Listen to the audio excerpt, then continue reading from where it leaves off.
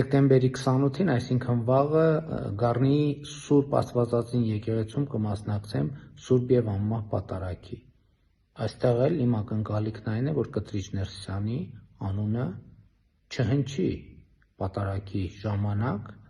նախկինում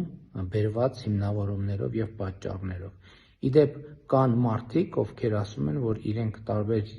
եկեղեցիներում, երբ որ պատարագի են մասնակցում եւ հնչում է Կտրիչ Ներսիսյանի անունը, իրենք ցանկություն ունեն իրենց բողոքը արտահայտել հենց այդ պահին, արդյոք նման բան կարելի է եւ թույլատրելի է։ Ես կարծում եմ, որ այո, նման բան կարելի է եւ թույլատրելի է, որովհետեւ դա լեգիտիմ ակնկալիք է, որ այն մարդիկ, ովքեր իրենց հայտարարել են որպես վեհ եւ որպես որոշակի կանոններով ապրող մարդիկ եւ չեն կատարել դա, չեն կատարում դա եւ չեն էլ պատրաստվում առերեսվել այս փաստի հետ, մենք հայաստանյան ծառայելական Սուրբ եկեղեցու հետևորդներս պետք է ոչ միայն վերաբերմունք ձևավորենք այդ փաստի առիթով, այլև պետք է արտահայտենք այդ վերաբերմունքը եւ ի վերջո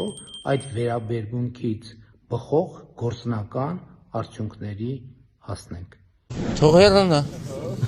Ինչ եք կարծում, ինչ պիտի լինի, որ նա հեռանա։ Մի հատ քարտը փնկելքին սատկացնե։ Վարչապետը դեմ է այդ տեսակ գործողություններին։ Բա ինչ անենք, լավ, մեկ եթանք անենք։ Դուք որպես քաղաքացի ինչ եք կարծում, այսքան պատարակներից հետո, ԱԱԾ բացահայտումներից հետո, որ իր եղբայրը ՊԱԿ-ի գործակալ է եղել։